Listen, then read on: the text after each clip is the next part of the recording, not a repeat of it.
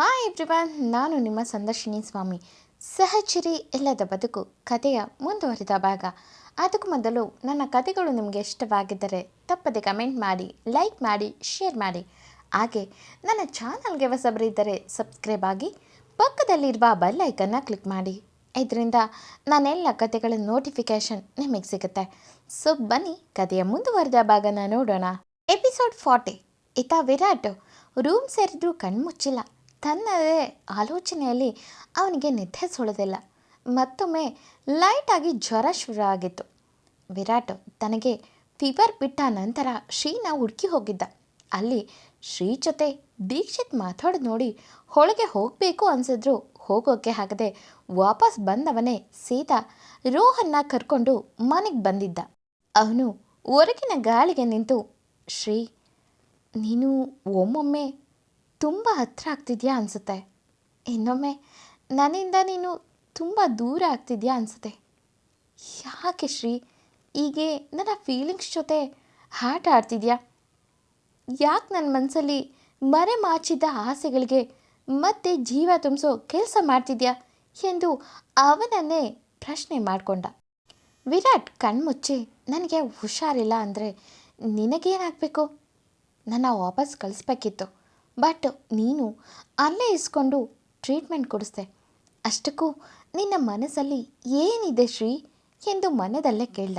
ಅತ್ತ ಶ್ರೀ ಕೂಡ ವಿರಾಟ್ ಬಗ್ಗೆನೇ ಯೋಚನೆ ಮಾಡುತ್ತಾ, ನಾನು ನಿಮ್ಮನ್ನು ದ್ವೇಷ ಮಾಡ್ತೀನಿ ವಿರಾಟ್, ಬಟ್ ನೀವು ನೋವು ಪಡೆದು ನೋಡಿಕೊಂಡು ಸುಮ್ಮನೆ ಇರೋಕ್ಕಾಗಲ್ಲ. ನನಗೂ ಈ ಥರದವರ ಸಂಬಂಧದ ಅವಶ್ಯಕತೆ ಇಲ್ಲ.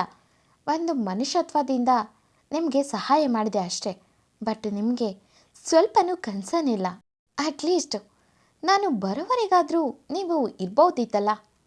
ಎಲ್ಲಿ ಬಿಟ್ಟೋಗುತ್ತೆ ವಿರಾಟ್ ಆ್ಯಟಿಟ್ಯೂಡ್ ಎಂದು ತುಟಿ ಕೊಂಕಿಸಿದ್ಲು. ಅತ್ತ ವಿರಾಟ್, ನಿನ್ನ ಜೊತೆ ಇದ್ದಷ್ಟು ಸಮಯ ನನಗೆ ನೆಮ್ಮದಿ ಕಣೆ ಶ್ರೀ.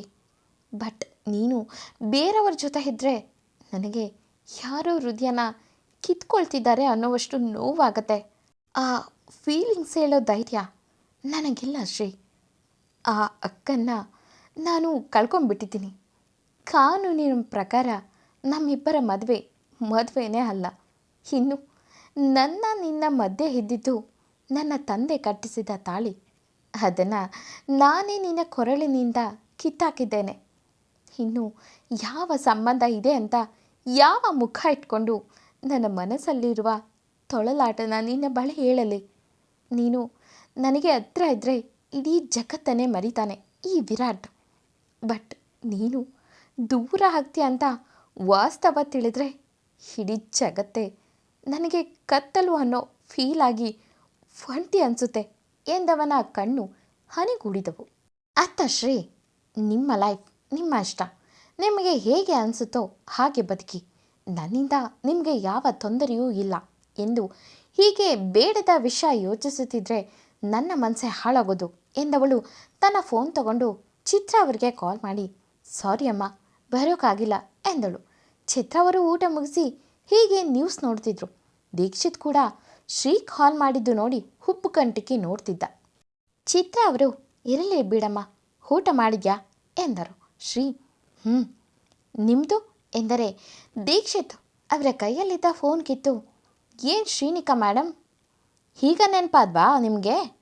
ಊಟ ಆಯ್ತಂತ ಕೇಳ್ತಿದ್ದೀರಲ್ಲ, ನೀವೇ ಬಂದು ಅಡುಗೆ ಮಾಡಿದ್ರಲ್ಲ, ಅದನ್ನೇ ತಿಂದು ಕೂತಿದ್ದೀವಿ ಎಂದ ತುಸು ಹೊರಟಾಗೆ. ಶ್ರೀ ತನ್ನ ಹಣೆ ತೀಡುತ್ತಾ, ಸಾರಿ, ಐ ಆಮ್ ರಿಯಲಿ ಸಾರಿ ಎಂದಳು.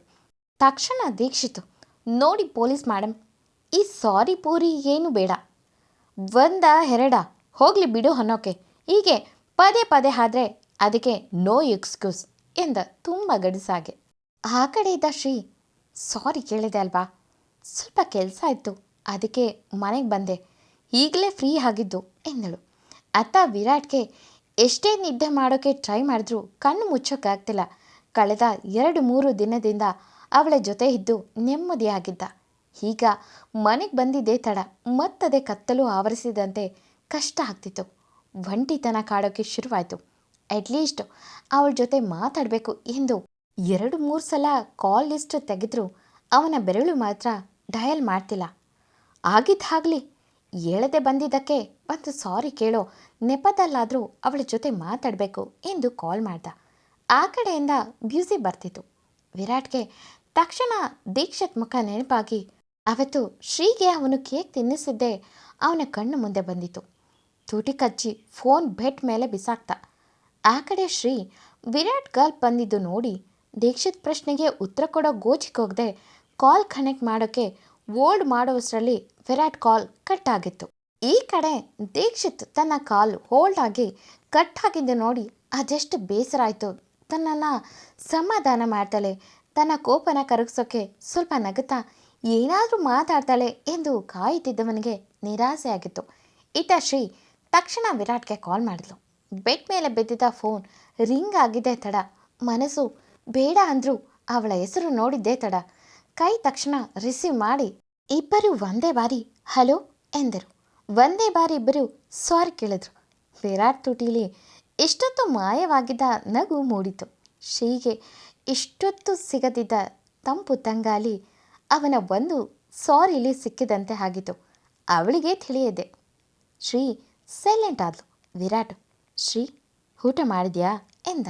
ಶ್ರೀ ಎಂದವಳು ಸಾರಿ, ನಾನು ಕೇಸ್ ಮೇಲೆ ಬ್ಯುಸಿಯಾಗಿದ್ದೆ, ನಿಮಗೆ ಒಂದು ಕಾಲ್ ಕೂಡ ಎಂದಳು ಮಾತು ತುಂಡರಿಸಿ ಸ್ವಲ್ಪ ಬೇಸತ್ತಲೆ.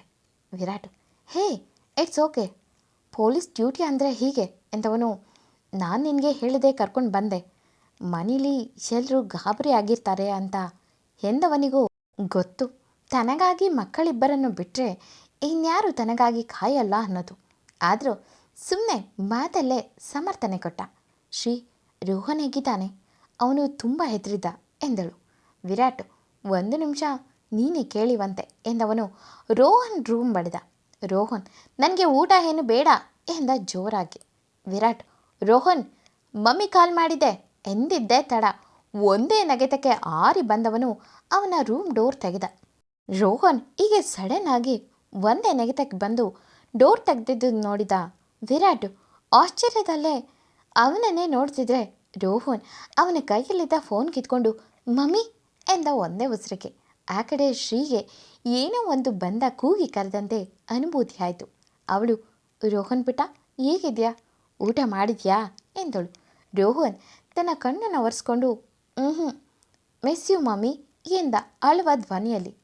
ಒಂದು ಕ್ಷಣ ಸೈಲೆಂಟ್ ಆದ ಶ್ರೀ ತನಗೂ ಅವನಿಗೂ ಯಾವ ಬಂಧ ಇದೆ, ತಾನು ಹೆತ್ತ ಮಗ ಅಲ್ಲ, ತಾನು ಬೆಳೆಸಿದವಳೂ ಅಲ್ಲ, ಇದ್ದಿದ್ದು ಒಂದೇ ವರ್ಷ, ಅಷ್ಟಕ್ಕೆ ಎಷ್ಟು ಹಚ್ಚಿಕೊಂಡಿದ್ದಾನೆ ಈ ಹುಡುಗ.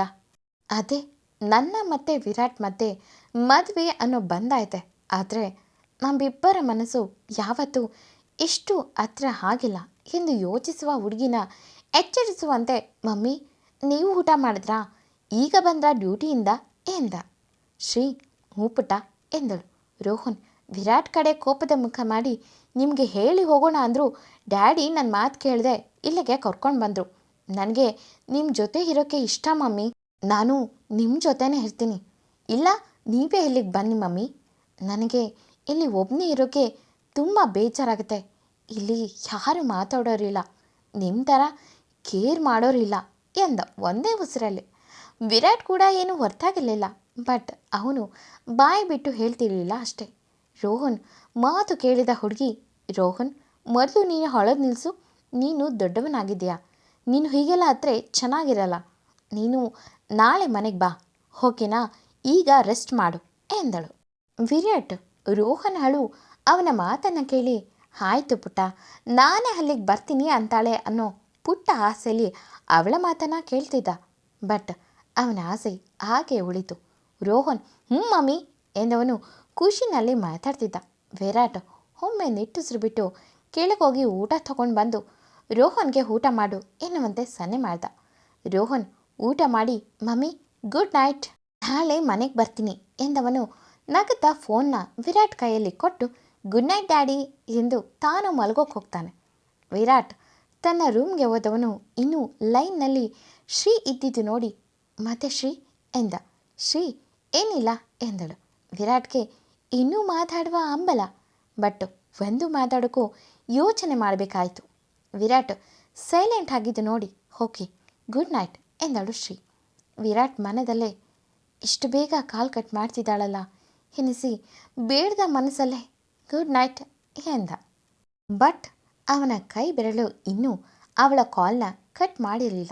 ಶ್ರೀನೇ ಕಟ್ ಮಾಡಿ ನಿಟ್ಟುಸಿರು ಬಿಟ್ಟು ಮಲಗಿದ್ಲು. ಅವಳಿಗೂ ಒಂದು ರೀತಿ ನೆಮ್ಮದಿ ನಿದ್ದೆ. ಅವಳಿಗೇ ಗೊತ್ತಿಲ್ಲ ತನ್ನ ಒಂಟಿತನಕ್ಕೆ ವಿರಾಟ್ ಮಾತು ಮನಸ್ಸನ್ನು ಸ್ವಲ್ಪ ತಿಳಿಗೊಳಿಸುತ್ತೆ ಎಂದು. ಈತ ವಿರಾಟ್ ಕೂಡ ತನ್ನ ಫೋನ್ ಮೇಲೆ ಪುಟ್ಟದಾಗಿ ಮುತ್ತಿಟ್ಟು ಥ್ಯಾಂಕ್ಸ್ ನನ್ನ ಶ್ರೀ ನನ್ನ ಜೊತೆ ಮಾತಾಡೋ ಹಾಗೆ ಮಾಡಿದ್ದಕ್ಕೆ ಎಂದವನಿಗೆ ಯಾವ ಹಸಿವು ಕಾಣ್ತಿಲ್ಲ. ಜ್ವರದ ತಾಪವೂ ಇಳಿದಿದೆ.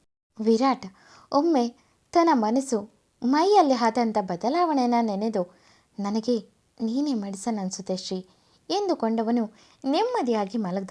ಇನ್ನೊಂದು ಕಡೆ ಕತ್ತಲಲ್ಲಿ ತಾವು ನೋಡಬೇಕು ಅನಿಸಿದವರನ್ನ ಮೀಟ್ ಮಾಡೋಕ್ಕೆ ಬಂದ ಮಿಸ್ಟೀರಿಯಸ್ ವ್ಯಕ್ತಿ ತಾವು ಇವತ್ತು ಸೋಲು ಅನುಭವಿಸಿದ್ದು ಆ ಶ್ರೀನಿಕಾಯಿಂದ ಎಂದು ದವಡಬಿದ್ದ ಕೋಪದಲ್ಲಿ. ಶ್ರೀನಿಕಾ ಮತ್ತು ವಿರಾಟ್ ಇಬ್ಬರು ತಮಗೆ ಅರಿಯದಂತೆ ಒಂದು ಹೊಸ ಅನುಬಂಧದಲ್ಲಿ ನಿಧಾನಕ್ಕೆ ಬಂದಿಯಾಗಿದ್ದಾರೆ ಅನ್ನೋದು ತಿಳಿಯುವುದಾ? ಮುಂದಿನ ಸಂಚಿಕೆಗಳಲ್ಲಿ ನೋಡೋಣ. ಎಂದಿನಂತೆ ಈ ಕತೆ ಮುಂದುವರಿಯೋದು. ಈ ಕತೆ ನಿಮ್ಗೆ ಇಷ್ಟವಾಗಿದ್ದರೆ ತಪ್ಪದೆ ಕಮೆಂಟ್ ಮಾಡಿ, ಲೈಕ್ ಮಾಡಿ, ಶೇರ್ ಮಾಡಿ. Thank you for watching.